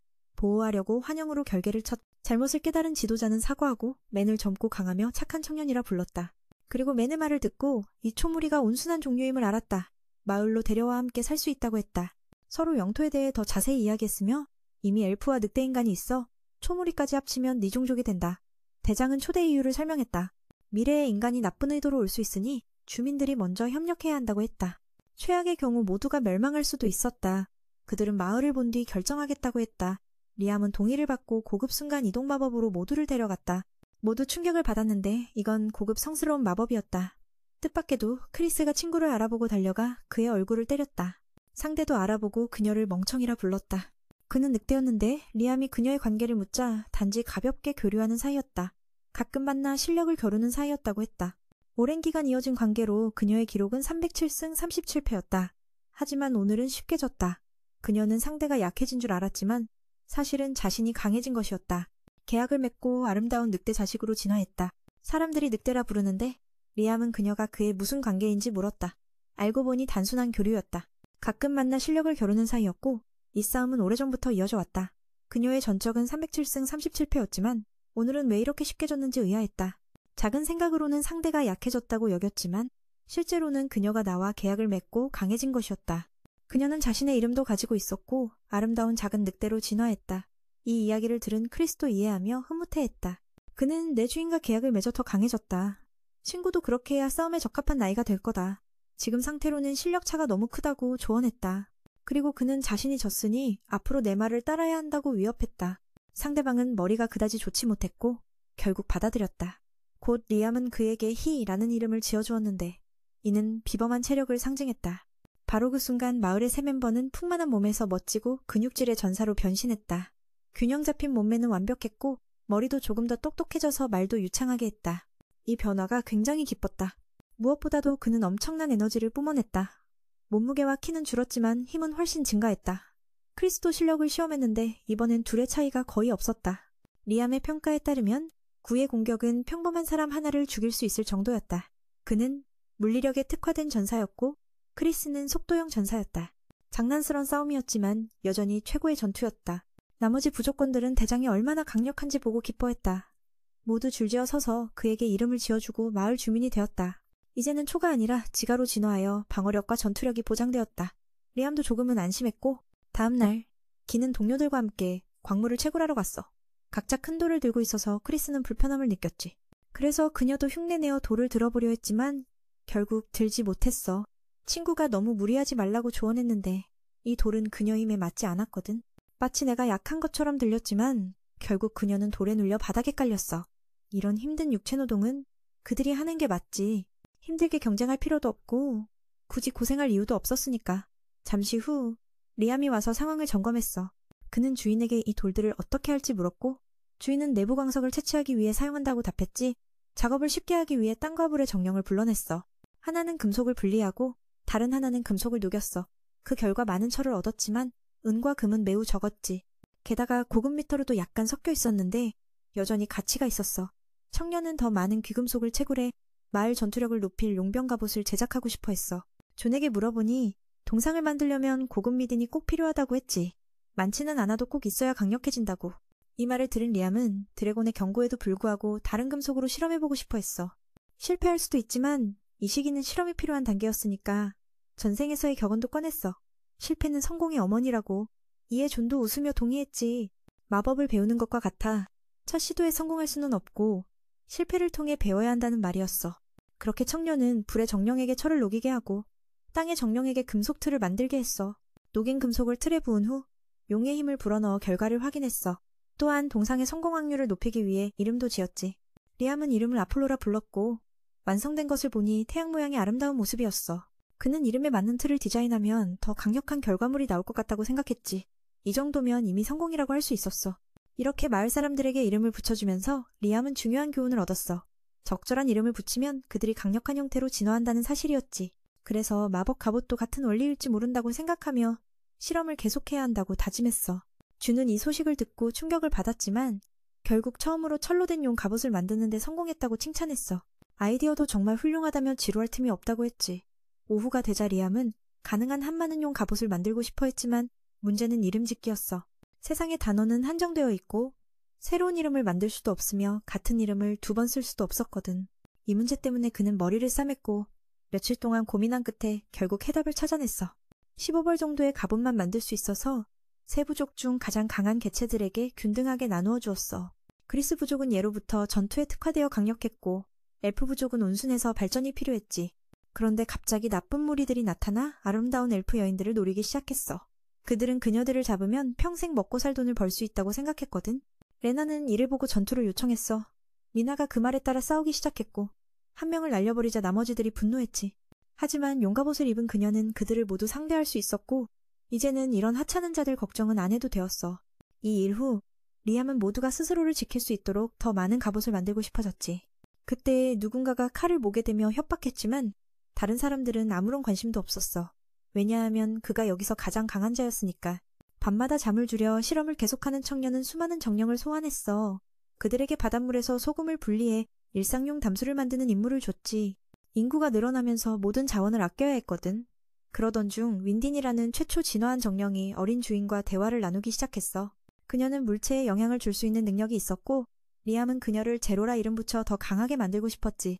리암은 그녀의 조각상을 만들고 영혼을 주입하는 데 성공했어. 이제 그녀는 철로 만든 용갑옷의 업그레이드 버전이 되었지. 다음날 그녀는 지형정령 갑옷을 입고 베나는 물정령, 크리스는 불정령 갑옷을 착용했어. 갑옷을 입은 모두가 전보다 10배 강해진 느낌이었고 3명은 마을을 지키는 주력 전사가 될 거였어. 하지만 이 갑옷은 엄청난 체력을 소모해 적응 시간이 필요했지. 내부에서 지켜보던 이는 리암을 순진하다고 생각했어. 만약 세 부족 모두 갑옷을 갖춘다면 국가 하나쯤은 충분히 무너뜨릴 수 있을 거라고 말했지. 그런데도 리암은 계속 업그레이드를 꿈꾸고 있었어. 역시 맨과 관련된 것은 한계가 없었어. 다음날 리암이 도시로 돌아오자 두 동료가 그를 찾아와 최근 행방이 묘연하다고 걱정했어. 그는 갑작스러운 일이 많아 미리 알리지 못했다고 했지. 아스나는 그를 걱정하며 돈 이야기를 꺼냈어.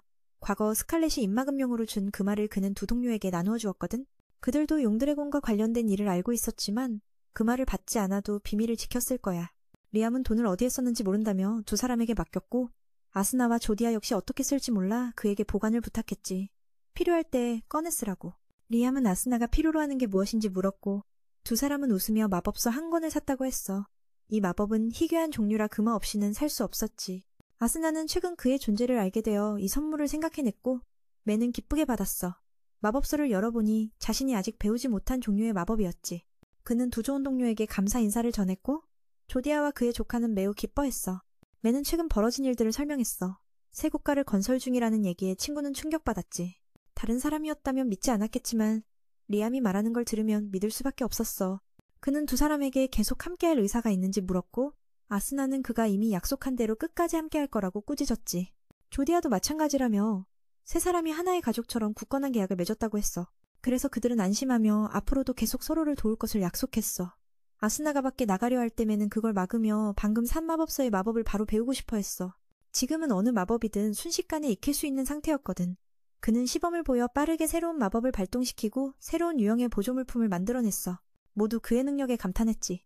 매는 계속 마법을 연마하며 시간 단축 효과를 보여줬어. 몇 분 만에 새로운 마법을 완벽히 익혔고 친구들은 그게 무엇인지 물었지? 그는 보조물품과 비슷한 형태라고 설명했어. 사용자가 원하는 만큼 물건을 넣을 수 있고 시전자의 힘에 따라 저장 용량이 달라진다고 했지. 매는 매우 강해 많은 물건을 담을 수 있었지만 치명적인 단점이 있었어. 그것은 내부 시간이 일반보다 훨씬 빠르게 흐른다는 점이었지. 그는 그걸 실험해 보였어. 보조물품 안에 생선한 조각을 넣고 꺼내자 심한 악취가 났거든. 내부 시간 차이 때문에 부패가 빨리 진행된 거야. 조디아는 이걸 쓰레기통 같다고 농담했고 아스나는 이 마법이 유용한지 물었어. 매는 아직 효과적인 활용법을 찾지 못했었지. 그때 웨이터가 술을 가져오자 매는 보조물품을 이용해 술을 숙성시킬 아이디어가 떠올랐어. 그는 밖에 나가 오늘 만들어진 신선한 포도즙과 약간의 효모를 사와 어두운 공간에 5분간 넣었지. 결과는 성공적이었고 모두 놀라워했어. 매는 이를 통해 빠르게 발효된 술을 대량 생산할 수 있다는 가능성을 발견해 기뻐했지. 더 자세한 실험을 위해 포도즙 여러 병을 사서 각각 번호를 붙여 구분했어. 조디아는 술을 좋아해 시음 평가를 맡았고 1시간 숙성된 술은 365일 숙성과 비슷한 맛을 냈어. 이 결과에 매는 매우 기뻐했지. 아스나는 맨이 또 다른 여자를 좋아하는 줄 알고 그를 혼냈지만 본질은 빠른 시간 숙성이 가능하다는 거였어. 현실 시간 1시간은 보조 물품 내부에서 1년과 같았던 거야.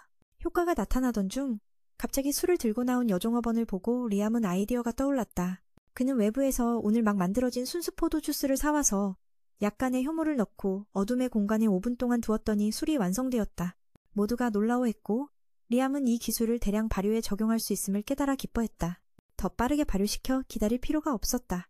자세한 시간을 알기 위해 그는 포도주스 여러 병을 사서 각각 번호를 매겼다. 조디는 술을 좋아해 평가를 맡았고 1시간 발효된 술을 맛본 결과 실제 365일 발효한 것과 비슷한 맛이 나자 모두가 환호했다. 아스나는 그가 다시 그 여자에게 관심이 있는 줄 알고 혼내기도 했다.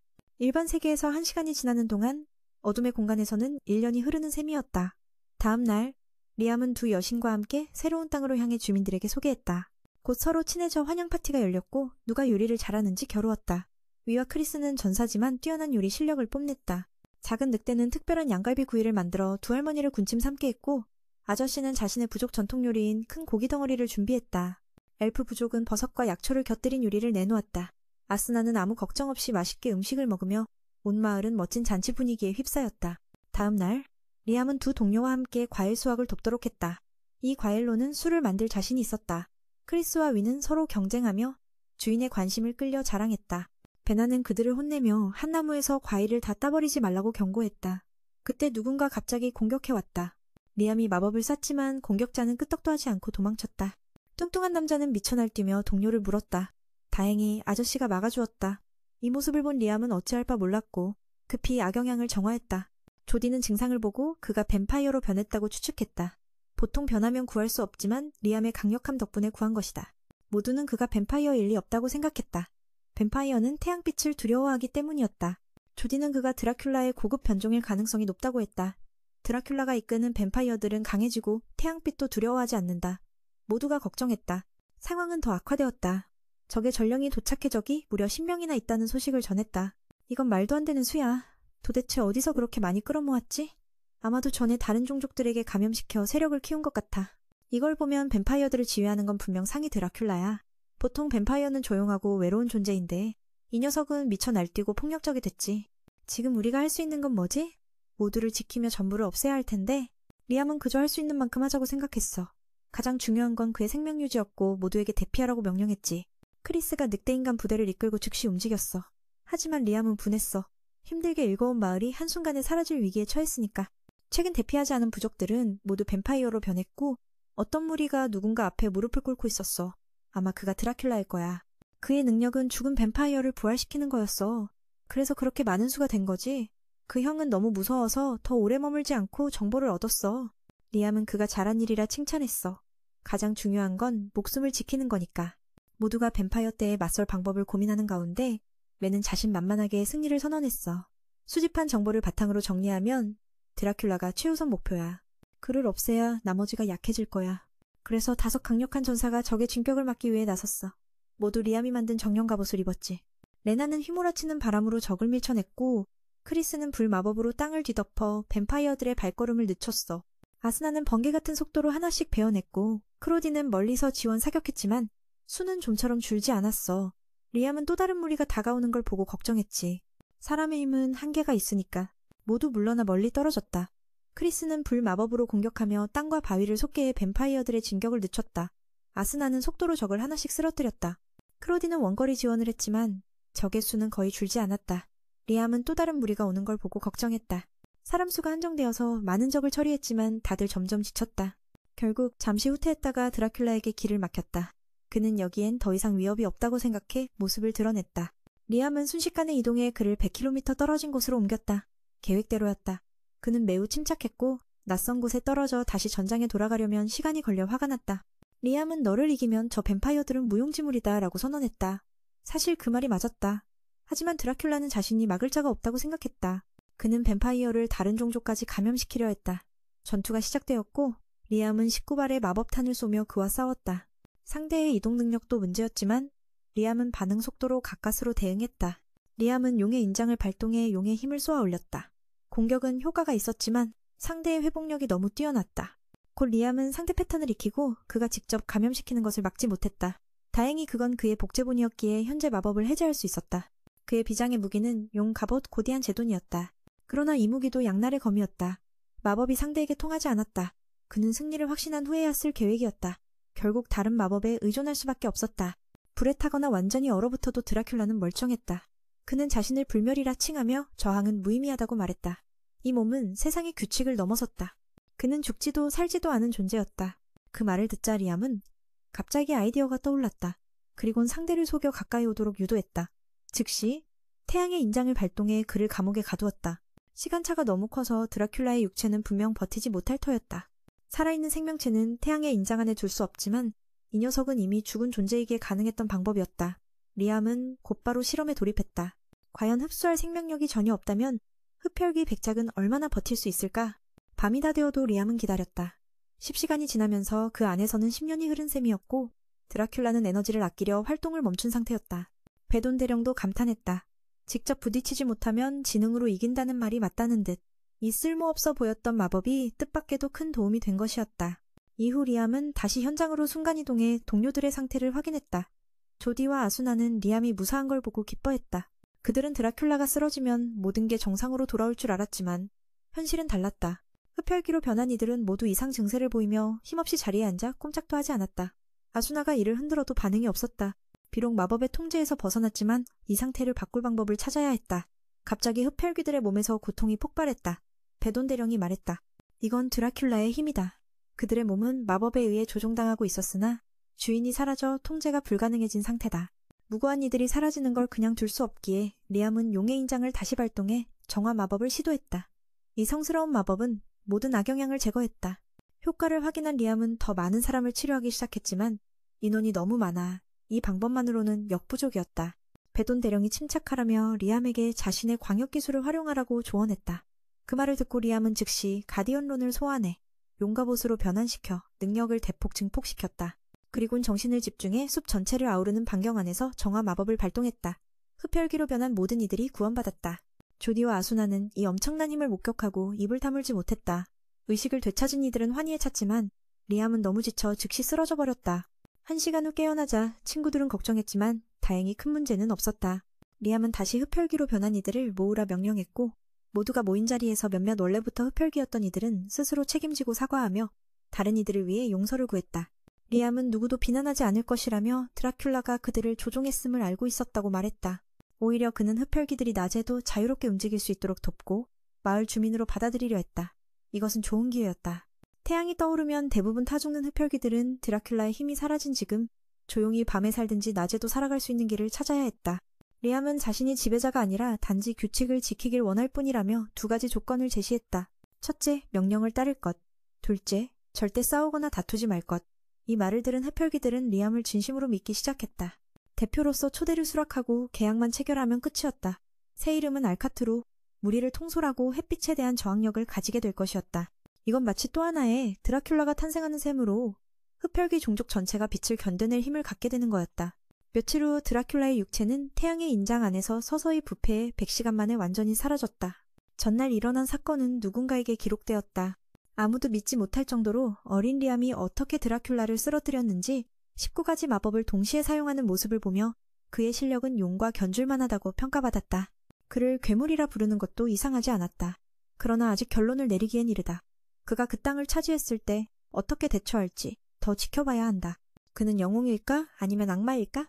다음날 아침 리암은 힘을 너무 많이 써서 피곤해 보였다. 10. 영명과 계약을 맺고 이름을 지어주는 게 쉽지 않았다. 그 와중에 그는 두 아이 슬론과 리무르를 새로 받아들이고 그들이 의식을 되찾자 자신을 본뜬 목조상을 만들어 선물했다. 조잡해 보이지만 2단계에서 이만큼 발전한 것만으로도 대단했다. 마을 주민들은 집을 확장하며 발전을 거듭했고 리암은 이곳이 이제 도시라 선언해도 무방하다고 자신했다. 조용히 밤을 살아가는 것도 괜찮지만 많은 제한이 따를 거야. 젊은이도 안심하라고 했지. 자신은 드라큘라처럼 지배하지 않을 거라고. 단지 마을로 이주하는 사람들에게 2가지 조건만 요구했어. 첫째, 시키는 대로 해야 하고 둘째, 절대 싸움이나 다툼을 일으키면 안 된다는 거야. 이 말을 듣고 뱀파이어들은 진심으로 대표를 믿기 시작했어. 대표가 그 모습을 보고도 리암의 초대를 받아들였지. 이후 평소처럼 계약 절차를 밟았는데 이번엔 계약서를 몸에 새기기만 하면 끝이었어. 그의 새 이름은 알카트. 무리 조종 능력과 태양빛에 저항하는 힘도 갖게 되었지. 이건 마치 2번째 드라큘라 같은 힘으로 온 뱀파이어 종족이 태양빛에 맞설 수 있도록 돕는 거야. 며칠 후 드라큘라의 시체는 보랏빛 빛 속에서 서서히 부패하기 시작했고 약 100시간 후에는 모든 것이 완전히 사라졌어. 전날 사건은 누군가의 세력에 의해 기록되었는데 그들은 리암 같은 소년이 드라큘라를 쓰러뜨릴 거라고는 믿지 못했어. 그 늙은이는 걱정하지 말라 했지. 뱀파이어가 득세한다는 구실로 군대를 보내려 했지만 이렇게 무참히 패배하니 어쩔 수 없다고 말이야. 누구나 비옥한 땅을 차지하고 싶어 했고 리암의 능력이 결코 평범하지 않다는 걸 알자 경계하기 시작했지. 어떻게 드라큘라를 이겼는지는 아직 불명확하지만 동시에 19가지 마법을 펼치는 모습을 보면 용과 견줄만한 존재였어. 땅을 괴물인간이라 부르는 것도 이상하지 않지만 결론을 내리긴 이르지. 앞으로 더 깊이 조사하며 그 땅을 차지하고 그와 맞설 방법을 찾아야 해. 그는 영웅일까 악마일까? 다음날 아침 리암은 지나친 힘 사용으로 지쳐 보였어. 1만 명과의 계약을 체결했지만 모두에게 이름을 지어주기는 힘들었지. 게다가 슬림이라는 두 아이, 슬론과 리무르도 받아들였는데 의식을 갖자마자 그들은 리암의 모습을 본뜬 나무 조각상을 만들어 미인에게 선물했어. 허술해 보이지만 지금 이 시점에서는 그것만으로도 대단한 발전이었어. 성장 속도가 너무 빨라서 마을 주민 모두가 집을 확장하려 애쓰고 있었지. 지금의 마을에서 리암은 자신있게 이곳이 도시라고 선언할 수 있었어. 이전부터 이를 아는 사람들은 신참 주민들을 이끌고 하이팀은 순찰과 치안을 맡았지. 그리스의 늑대 부족은 사냥과 식량 조달을 담당했어. 다행히 이 땅에는 모두를 부양할 자원이 충분했거든. 그러던 중 근처에 인간 한 명이 있다는 보고가 들어왔어. 알고 보니 다른 곳에서 온 상인이었고 이 땅의 왕을 만나길 원했지. 리암은 잠시 생각했어. 만날 순 있지만 자신이 왕이라고 밝히진 않았거든. 형은 즉각 반응했어. 처음부터 리암은 그들 마음속의 왕이었다고. 그래서 그가 진짜 왕인지 주변 사람들에게 물어봤는데 모두가 동의했어. 여기에는 그보다 더 나은 자가 없었거든. 미인도 놀라움을 감추지 못했지. 그때 용 골드 듀언이 나타나 칭찬하며 선언했어. 리암이 이 땅의 왕임에 이견은 없다고. 이 말을 들은 모든 이가 환호하며 축제를 벌였지. 이제 이곳은 그들의 새로운 왕국이 될 거야. 잠시 후 리암은 스칼렛의 집으로 순간 이동했어. 요즘 못 본 지 좀 돼서 그녀가 그리웠거든. 그리고 최근 몇 날 동안 자밀 왕국 상황을 조사 중인데 아무 이상 징후가 없었어. 그래서 오히려 주의를 기울여야 했지. 그녀는 모두를 의심하고 있었으니까. 폐하에서부터 각 대신들까지 모두 음모를 감추고 있었고 그녀가 느끼기에 리암의 땅은 너무나 비옥해서 그들이 무시할 수 없는 곳이었다. 그래서 그는 생각했다. 혹시 약속의 땅에 보물이 숨겨져 있는 건 아닐까? 돈 대왕에게 물었지만 그는 침묵했다. 당분간 이 문제는 더 조사하기로 하고 그는 스칼렛에게 함께 놀러갈래 물었지만 아직은 안 된다고 말했다. 더 조사가 필요하니까 혹시 모를 변수를 대비해 경고도 해야 한다고 했다. 그 말을 듣고 그는 동의하며 다음에 다시 방문하겠다고 약속했다. 그리고 왜 이 땅이 그렇게 많은 이들의 표적이 되었는지 다시 물었는데 당연히 돈대왕은 모든 걸 알지만 거짓말할 수 없기에 침묵을 지키고 있었던 것이었다. 드래곤 친구는 그가 12살 아이 같지 않다고 칭찬하며 그런 걸 알아채다니 정말 대단하다고 했다. 숨겨진 비밀에 대해서는 그것이 고르디안 종과 관련되어 있다고 말했다. 리암은 드래곤의 임무가 용갑을 입은 자를 보호하는 것이라 생각했지만 사실 돈 대왕은 자신만의 또 다른 버전을 만들어 더 큰 보물을 지키고 있었다. 그는 즉시 이전에 드래곤 금속을 발견했던 곳으로 순간 이동했다. 여기야말로 지켜야 할 진짜 보물이라고 생각했다. 베돈이 그에게 마법진의 빈 공간을 메울 힘을 사용하는 법을 알려주었다. 드라큘라와의 전투 이후 그는 이걸 할 수 있을 만큼 강해졌다. 그렇게 다음 문이 열렸다. 아래방으로 들어가자 그는 이곳이 마치 저장 능력이 있는 반지 같다고 느꼈다. 친구가 말하길 이건 고대의 장치이며 드래곤의 습성은 까마귀처럼 반짝이는 걸 모으는 것과 같다고 했다. 즉, 이곳은 가장 오래되고 금지된 마법들이 모여 저장된 드래곤의 굴이었다. 그 말을 듣고 리암은 기쁨에 가득 찼다. 그는 자신이 이 봉인을 깨고 이 방에 처음 들어간 자임을 알았다. 당연히 내부 마법을 사용할 권리가 있었다. 새 마법을 써보려 했지만 갑자기 작동하지 않았다. 이 공간은 현대 마법 사용을 모두 금지하는 듯했다. 다행히 순간이동 능력은 여전히 쓸 수 있어 탈출할 수 있었다. 다시 돌아와 리암은 마법 봉인을 깨는 방법을 실험하기 시작했다. 물리적 피해를 입히는 버블을 전부 파괴해도 효과가 없었다. 하지만 일반 마법을 구슬에 쏘면 구슬이 2배로 늘어났다. 친구의 설명을 듣고 그는 금지 마법을 해제하고자 자신의 분신을 만들어 협력했다. 혼자 하기엔 너무 오래 걸리기 때문이었다. 짧은 시간 안에 그는 성공했고 돈 대왕은 놀라움을 감추지 못했다. 즉시 그는 새로운 고대 마법을 습득했는데 이것은 피해를 흡수하는 방패였다. 이 방패는 물리 피해를 온전히 흡수해 매우 유용했지만 단 한 번만 사용할 수 있다는 단점이 있었다. 하지만 광역 공격은 모두 막아낼 수 있었다. 이 마법은 공격을 느끼는 즉시 써야 했다. 다음에 존이 소개한 것은 마법 공격을 막는 방패였다. 드래곤굴에 익숙해진 리암은 분신은 학습시키고 본체는 마법을 펼치는 식으로 대응했다. 론도 이 짧은 마법 학습 방식에 감탄하며 고개를 숙였다. 그는 밤새 잠을 자지 않고 몸을 마력 감지에 익숙하게 만들며 2가지 방패를 동시에 사용하는 법을 익혔다. 하지만 2개를 동시에 쓰면 매우 힘들고 적의 공격을 예측해야만 가능했다. 돈 대왕도 그의 마법에 대한 열망을 높이 평가했다. 그의 호기심과 새로움을 창조하려는 의지가 바로 최고의 힘이라고 했다. 며칠 후 아스나는 리암에게 17번 지점으로 오라고 말했다. 2가지 방패를 동시에 사용하는 것은 안심이 되지만 2가지를 함께 사용하면 힘이 많이 소모된다는 점을 고려해야 합니다. 적의 공격을 예측해야만 사용할 수 있으니 말이죠. 오히려 그런 마법에 대한 열망은 청년의 놀라운 힘을 보여줍니다. 며칠 후 아스나는 리암을 17번 지점으로 부릅니다. 도시가 확장되어 구역별로 나누어 관리해야 했기 때문이다. 그곳에 도착한 매는 군인들과 왕실 마차를 보고 파냐 공국에서 온 사절단이라며 면담을 요청받았다. 아직 왕실 일에 익숙하지 않은 매는 동의했고 담당자가 자신을 블라스라고 소개하며 본론으로 들어갔다. 블라스는 왕실 명령으로 플로라 부인을 리암에게 시집 보내려 한다고 말했다. 맨이 아직 스칼렛과 약혼 서약을 하지 않은 것을 알고 기뻐하며 즉시 부인을 데려와 소개했다. 그녀는 매우 아름다운 여성이었고 리암의 마음에 작은 파동을 일으켰다. 담당자는 결혼식 없이 바로 리암에게 인계할 수 있다고 했고 맨은 귀족 결혼 절차가 그렇게 간단한 줄 알고 깜짝 놀랐다. 그는 2사람을 마을 구경시킨 후 다시 논의하자고 제안했지만 블라스는 그것을 리암이 동의한 것으로 받아들여 당황했다.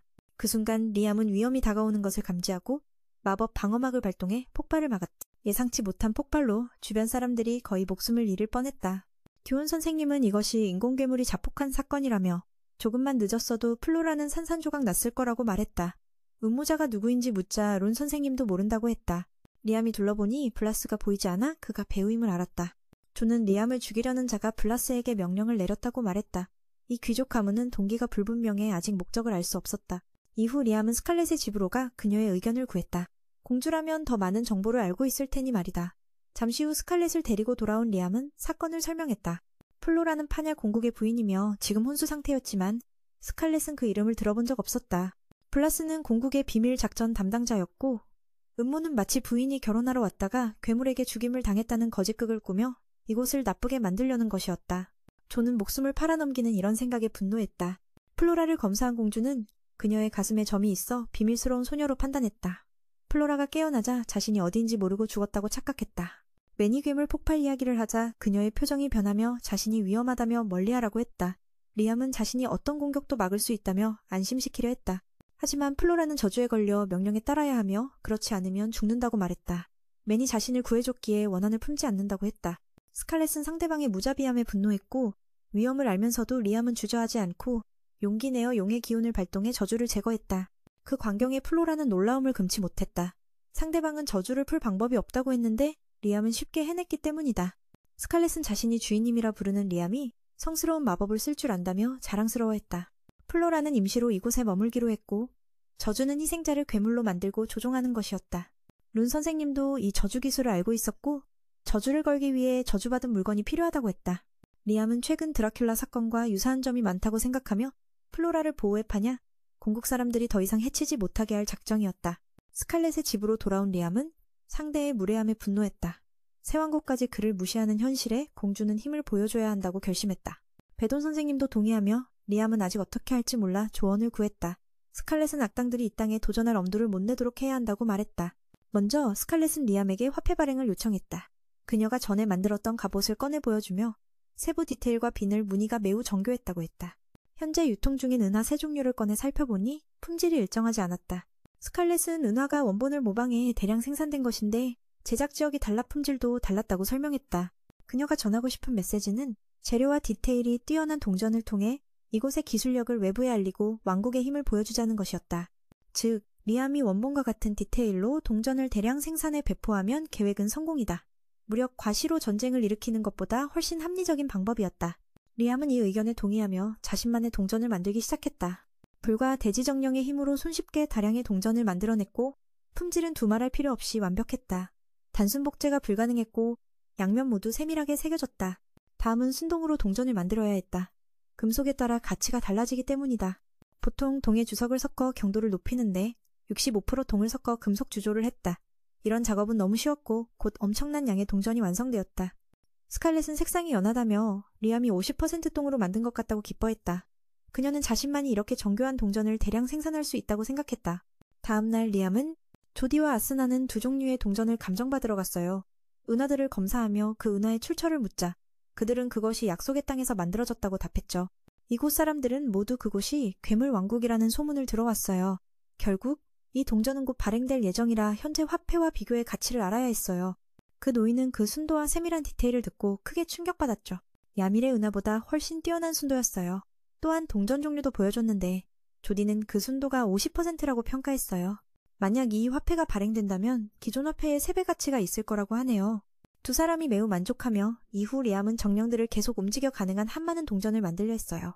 스칼렛은 오늘도 이곳에 머물며 주인의 우울한 얼굴을 보고 걱정했죠. 주인은 형으로부터 편지를 받았는데 읽고 나서 속이 뒤집히는 것 같았어요. 아버지는 상상도 못할 독한 말들로 가득했죠. 공주는 크게 분노하며 형이 감히 자신을 만나러 와 새로운 땅의 왕으로 인사한다는 게 농담 같았어요. 리암은 그녀가 대신 화를 내주어 기뻤고 의견을 묻자 그녀는 형의 말에 귀 기울일 필요 없다고 했어요. 안드레프가 가문을 이끌지 않는 지금 과거 실수를 만회하려 리암을 이용하려는 것뿐이라고 생각했죠.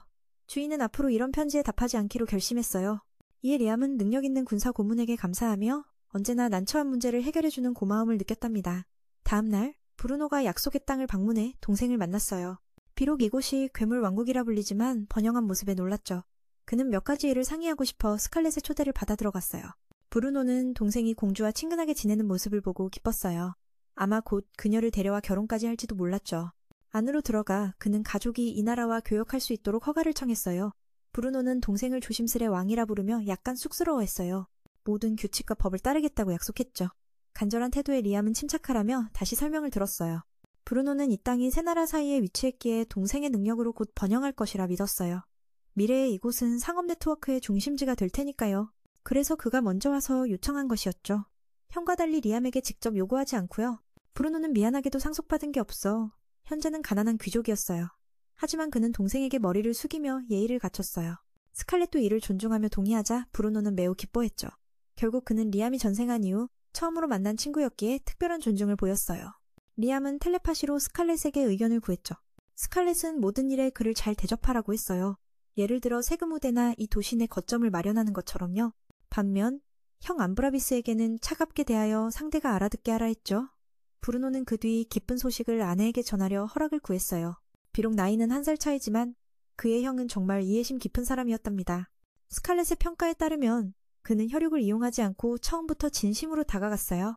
용왕도 지위가 변하면 사람이 변한다고 생각했기에 예전에 자밀의 첫 왕에게 귀족들이 이름을 잃게 해야 한다고 제안한 이유이기도 했답니다. 세대에 걸친 업적이 없다면 나라에 기여할 수 없다고 하니 리암은 충격에 빠졌습니다. 알고 보니 그 제안은 두 돈의 것이었고 그는 이 사실을 스칼렛에게도 전해 그녀의 존경을 받았습니다. 그 시스템 덕분에 대부분의 귀족들은 이제 정신과 시간의 방에 들어가 왕국을 지킬 수 있는 성과를 이루기 위해 노력하고 있습니다.